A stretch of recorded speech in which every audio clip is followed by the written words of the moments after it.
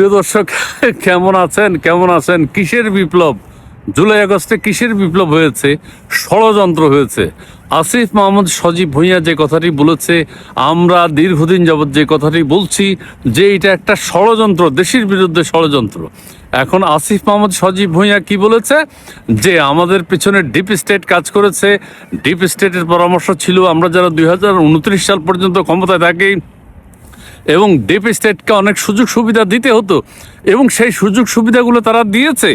29 সাল পর্যন্ত থাকতে পারেনি, এটা জনগণের আক্রোশের কারণে। জনগণ তাদেরকে ভালোভাবে নেয়নি।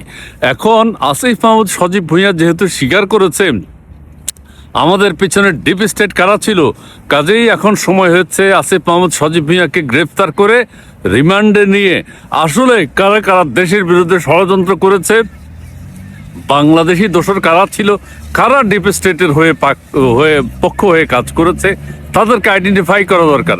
এবং আসিফ ভুঁইয়া সজীব ভুঁইয়াকে জিজ্ঞাসাবাদ করা হলে তিনি নামগুলো সুন্দর করে বলে দিতে পারবেন, তারা কারা কারা জড়িত ছিল এবং কে এইসবের মাস্টার মাইন্ড ছিল। সেটা কি ডক্টর ইউনূস, নাকি উপদেষ্টার মধ্যে অন্য আরও কেউ, নাকি ব্যবসায়ী শ্রেণী, নাকি কোনো এলিট শ্রেণী যুক্ত ছিল? তাদের নামগুলো এখন আসিফ মাহমুদ সজীব ভুঁইয়া প্রকাশ করে দেবেন আমরা আশা করি।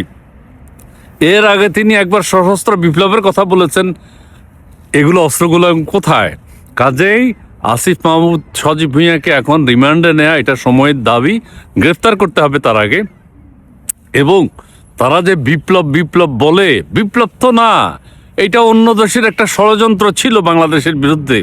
সেই ষড়যন্ত্রকারী কারা, ষড়যন্ত্র কারা করেছে, বাংলাদেশের কারা কারা সহযোগিতা করেছে, সেনাবাহিনীর মধ্যে কারা আছে, এটা সজীব ভুঁইয়াকে বলতে হবে। অস্ত্রগুলো তার কোথায় সেটিও তাকে বলতে হবে। এবং এই বৈষম্য বিরোধী ছাত্র আন্দোলনের কারা এর সঙ্গে জড়িত, কারা দীর্ঘদিন যাবৎ অন্য ছেলে মেয়েদেরকে উৎসাহিত করেছে এই তথাকথিত বিপ্লবের নামে একটা ষড়যন্ত্রের জন্য, তাদেরকেও চিহ্নিত করতে হবে। অর্থাৎ দেশের স্বাধীনতা, সার্বভৌমত্ব সব কিছুই তারা ধ্বংস করেছে। এবং কিভাবে করেছে? রক্তাক্ত একটা ঘটনা ঘটিয়েছে, রক্তাক্ত ষড়যন্ত্র তারা করেছে।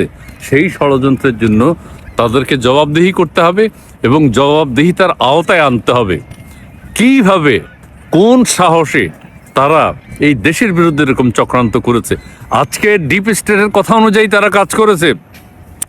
ডিপ স্টেটের কথা অনুযায়ী ডক্টর ইউনূস দেশের স্বাধীনতার সার্বভৌমত্ব নানাবিধ চুক্তি করেছে, গোলামির চুক্তি করেছে।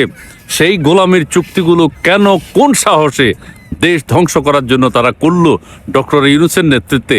এটার জন্য দেশবাসীর কাছে তাদেরকে জবাবদিহি করতে হবে, জবাবদিহিতার আওতায় আনতে হবে। কাজে এটা এখন পরিষ্কার যে জুলাই আগস্টে এইটা কোনো ধরনের বিপ্লব ছিল না, এইটা ছিল একটা বড় ধরনের ষড়যন্ত্র, বড় ধরনের চক্রান্ত।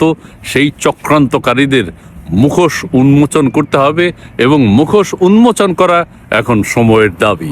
প্রিয় দর্শক, ভালো থাকবেন, সুস্থ থাকবেন, সুন্দর থাকবেন এবং চ্যানেল 16 সাবস্ক্রাইব করবেন আর আমাদের ফেসবুক পেজে একটু ফলো দেবেন। এটা হচ্ছে আমাদের প্রত্যাশা। কিন্তু ভালো ভালো নতুন নতুন ভিডিও আপনাদেরকে উপহার দেব। আসিফ মাহমুদ সজীব ভুঁইয়ার বক্তব্যে আমরা এখন এদের যে কোনো বিপ্লব ছিল না, আমরা যে এতদিন বলেছি, আরো অনেক মানুষ বলেছে এটা যে একটা ষড়যন্ত্র ছিল, সেটা কি এখন পরিষ্কার? আমরা যে ডিপ স্টেটের কথা বলেছি, সবাই যে বলেছে ডিপ স্টেট যে ছিল, এটা এখন পরিষ্কার। ধন্যবাদ।